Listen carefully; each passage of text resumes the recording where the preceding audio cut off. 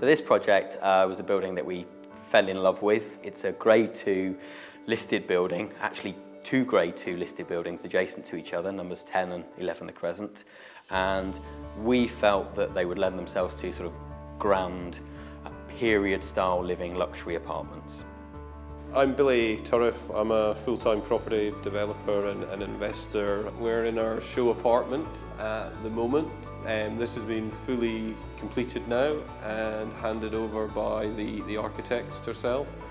Currently sold 7 of the apartments and the freehold out of 10 apartments in the freehold that we started with.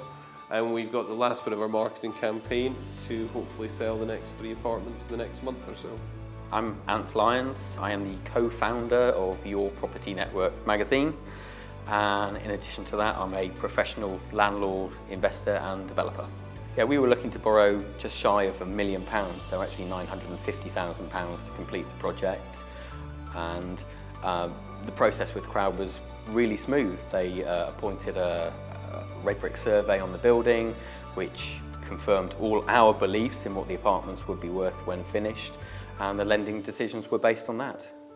From our point of view, we were looking for a funder that had a track record in property and understood property, and they'd also got a few deals under their belt and funded a few and gone through, I guess, the sort of over the hurdles and around some of the sort of obstacles on the way. So we were really encouraged that we came in after they had funded X number of projects, and I could talk to other developers that had a positive experience working with them.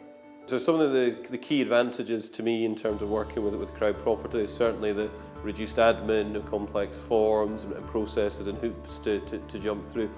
But secondly, and kind of mostly importantly, is that I'm actually getting technical advice from people in CrowdProperty, whether that's help with some contracts we're working on, whether it's advice on some of the legal structure, some of the sales structure, and ultimately that will help to drive our profits going forward as a business. One of the good things about CrowdProperty was that we felt that we had a second pair of expert eyes looking at the deal with us. So that was actually a safety net, that someone else from Crowd was looking at it, assessing the deal in the same way that we were.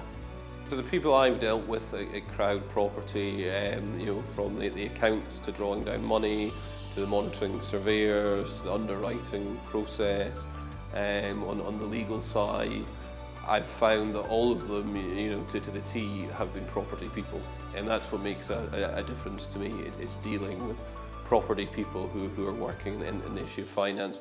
They understand what it is to manage cash flow in projects like this. They understand it is what's required to meet your requirements to pay builders on time.